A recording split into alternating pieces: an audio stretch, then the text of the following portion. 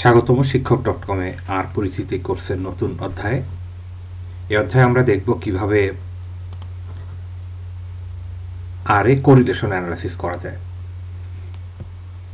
তো এই correlation analysis করতে আমরা প্রথমে একটি ডেটা বেছে নিই। আমরা এখানে আর এর সাথে যে এমটি কার্স ডেটাটা থাকে সেটা আমরা প্রথমে মেমোরিতে নিয়ে নেই। এটা করতে ডেটা এমটি কার্স, তো এই ডেটাটা এভাবে লোড করে তারপরে আমরা দেখছি যে এখানে 32 অবজারভেশনস এবং 11টি ভ্যারিয়েবল রয়েছে। তো ভ্যারিয়েবলগুলোর নাম দেখতে আপনারা str কমান্ডটা ব্যবহার করতে পারেন। তো str কমান্ডটা দিলে আপনি দেখবেন যে এটা প্রতিটা ভ্যারিয়েবলের নিউমেরিক এবং প্রথম কয়েকটি ভ্যালুস আপনারা এখানে দেখতে পাচ্ছেন 21, 20, 2.8, 24, 1.4, সিলিন্ডার 664 এরকম। তো এই ভ্যারিয়েবলগুলো নিয়ে আমি যদি একটা কোরিলেশন ম্যাট্রিক্স তৈরি করতে চাই, এবং এই ম্যাট্রিক্সটা আমি করব হচ্ছে পিয়ারসন কোরিলেশন ম্যাট্রিক্স। তো কোরিলেশন ম্যাট্রিক্সটা ক্যালকুলেট করতে আমার যে কমান্ডটা দিতে হবে সেটা হচ্ছে কর।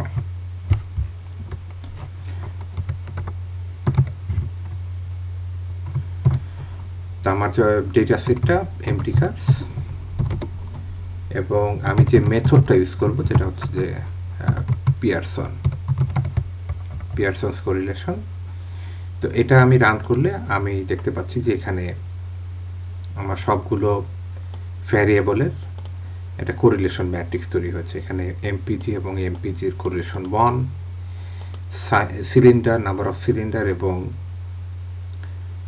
মাইল পার গ্যালনস, এটার কোরিলেশন নেগেটিভ 0.85 এবং এরকম।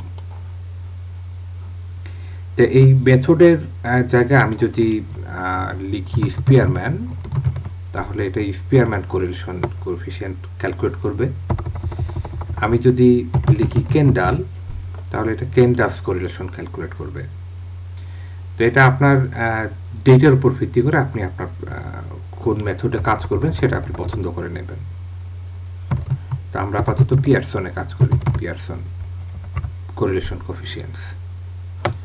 তো এখানে এই টেবিলটাতে আপনারা দেখছেন যে শুধুমাত্র কোরিলেশনের ভ্যালুগুলো আমি দেখছি এখানে, কিন্তু আমি কোনো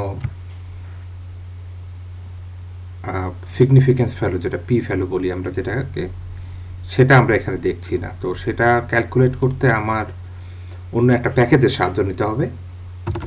তো এই প্যাকেজটার সাহায্য নেবার আগে আমি দেখছি যে এখানে আমার স্ক্রিনে জায়গা হচ্ছে না আসলে এতগুলো ভ্যারিয়েবলের। তো একটু শর্ট করে আমি প্রথম 5টা ভ্যারিয়েবলের একটা ডেটা ফ্রেম তৈরি করি, এটা আমাকে ডেমনস্ট্রেশন করতে দেখাতে সুবিধা হবে।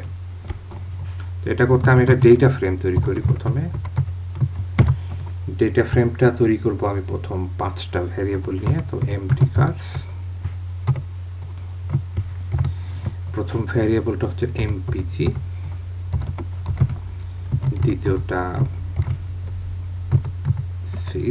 সিলিন্ডার এরকম, তৃতীয়টা ডিস্ক,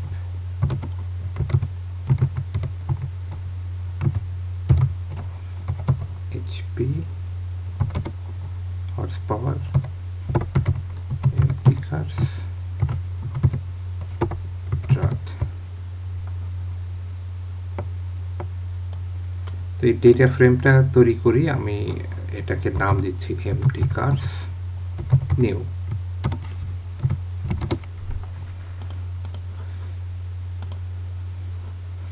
তো আপনি দেখছেন যে 32 অবজারভেশনস এবং 5টা ভ্যারিয়েবল, 11টা বদল। এটা আমাকে একটু দেখতে সুবিধা হবে। তো এটা আবার রান করি আমি কোরিলেশন ম্যাট্রিক্স, এবং এখানে এমটি কার্স নিউ নতুন অবজেক্টটা, যেটা হচ্ছে শুধু 5টা ভ্যারিয়েবল নিয়ে।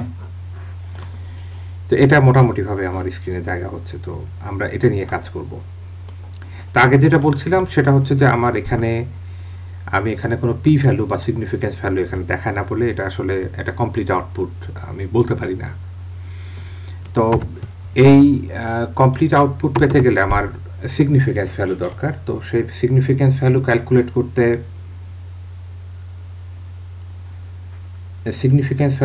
করতে আমার LTM প্যাকেজটা ব্যবহার করতে হবে। তো আপনার যদি প্যাকেজটা ইনস্টল করা না থাকে তো আপনি ইনস্টল করে নেবেন ইনস্টল প্যাকেজেস কমান্ডটা দিয়ে। আর যদি প্যাকেজটা ইনস্টল করা থাকে, যেমন আমার আছে এটা ইনস্টল করা, তাহলে আপনি লোড করে নেবেন প্রথমে LTM। তো LTM এ rcore.test এই কমান্ডটা দিয়ে আমি কোরিলেশন ম্যাট্রিক্স এবং সাথে সাথে সিগনিফিক্যান্স ভ্যালুগুলো বের করতে পারবো। তো rcore টেস্ট একই রকমভাবে mtcars নিউ এবং এখানে মেথড পিয়ারসন।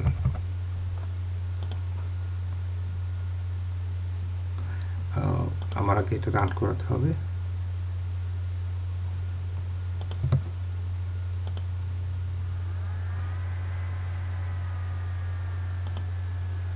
তো আপনারা দেখতে পাচ্ছেন যে এখানে আপার ডায়াগোনাল, যেটা আপার ডায়াগোনালে আমার কোরিলেশন ভ্যালুগুলো দেখাচ্ছে, এবং লোয়ার ডায়াগোনাল যেমন mtcars এবং mtcars cylinder less than 0.001, that means এই পি ভ্যালুটা এটা হচ্ছে এই -852.852 এর করেসপন্ডিং পি ভ্যালু।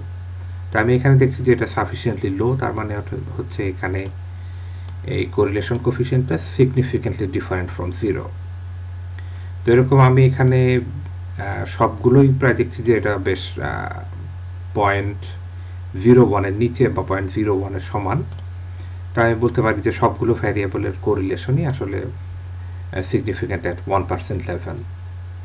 তো এই rcore.test কমান্ডের মাধ্যমে আপনি কোরিলেশন কোফিশিয়েন্টও পাচ্ছেন এবং সেই সাথে আপনার সিগনিফিক্যান্স ভ্যালুগুলো পাচ্ছেন। তো এটাকে আমরা একটা কমপ্লিট আউটপুট বলতে পারি। তো এই জন্য এই আমার যে ডিফল্ট কর কমান্ডটা আছে তার বদলে আমরা কোরিলেশন ম্যাট্রিক্স ক্যালকুলেট করতে LTM প্যাকেজটা ব্যবহার করলে ভালো হয়।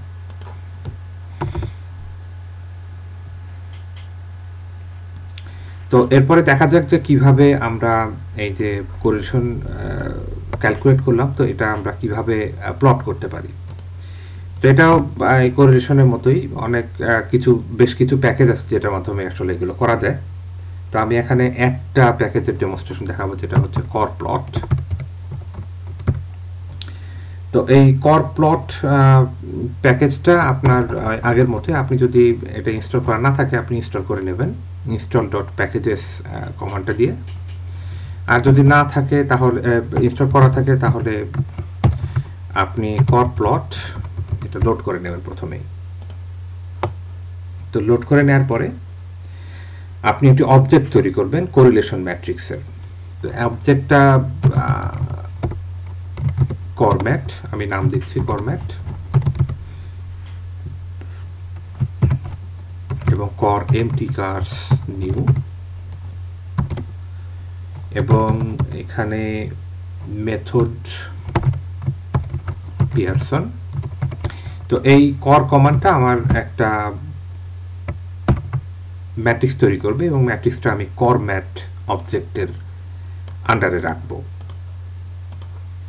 তো এখানে দেখছেন একটা 5x5 ম্যাট্রিক্স এটা তৈরি হয়েছে। এরপরে আমি কর প্লট কমান্ডটা দিই কর প্লট প্যাকেজ থেকে। এখানে প্রথমে আমার কর ম্যাট্রিক্সটা কোরিলেশন ম্যাট্রিক্সটার অবজেক্টে রেখেছি সেটার নাম, এবং এরপরে একটা মেথড, ফর এক্সাম্পল প্রথমে যদি আমি সার্কেল হিসাবে দেখতে চাই আমি এখানে সার্কেল লিখব। তো সার্কেল লিখে এটাকে রান করলে এটা আমি একটা বেশ সুন্দর একটা প্লট পাচ্ছি।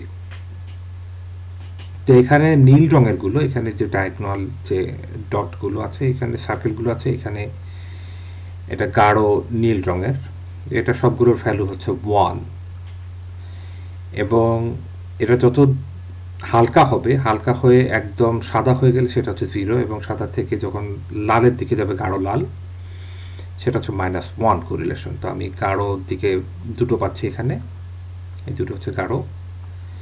লাল, এটা হচ্ছে নেগেটিভ কোরিলেশন, এই দুটোর মধ্যে হাইলি নেগেটিভলি কোরিলেটেড, এটা মডারেটলি নেগেটিভলি কোরিলেটেড। এবং এখানে আমার এই দুটো, এই এমটি কার্স ডিস্ক এবং এমটি কার্স সিলিন্ডার, এটার মধ্যে আমি একটা হাই পজিটিভ কোরিলেশন দেখছি। তো এখানে এই মেথড সার্কেলের বদলে আপনি স্কোয়ার দিতে পারেন। তো স্কোয়ার ব্যবহার করলে আপনার সার্কেলের বদলে স্কোয়ার হচ্ছে। আপনি এটার নাম্বারও লিখতে পারেন, নাম্বার লিখলে অন্য কিছু আসবে না, শুধু নাম্বারগুলো একটা ম্যাট্রিক্স আকারে বেশ সুন্দর একটা প্রেজেন্টেশন আসবে এখানে। অথবা আপনি এর বদলে পাইও লিখতে পারেন। তো পাই লিখলে আপনি এরকম একটা পাই পাই দিয়ে আপনার কোরিলেশন যে ভ্যালুগুলো দেখাচ্ছে সেটাও আপনি দেখতে পাবেন। তো লালগুলো যথারীতি একটা হচ্ছে নেগেটিভ কোরিলেশন এবং নীলগুলো হচ্ছে পজিটিভ কোরিলেশন। তো এই কর ম্যাটের আরও বিভিন্ন অপশন আপনি দেখতে আমি লেকচার শেষে একটা লিঙ্ক দিয়ে দিচ্ছি। তো এই লিঙ্কে গেলে আপনি কর প্লটের আরও কিছু ডেমনস্ট্রেশন দেখতে পাবেন।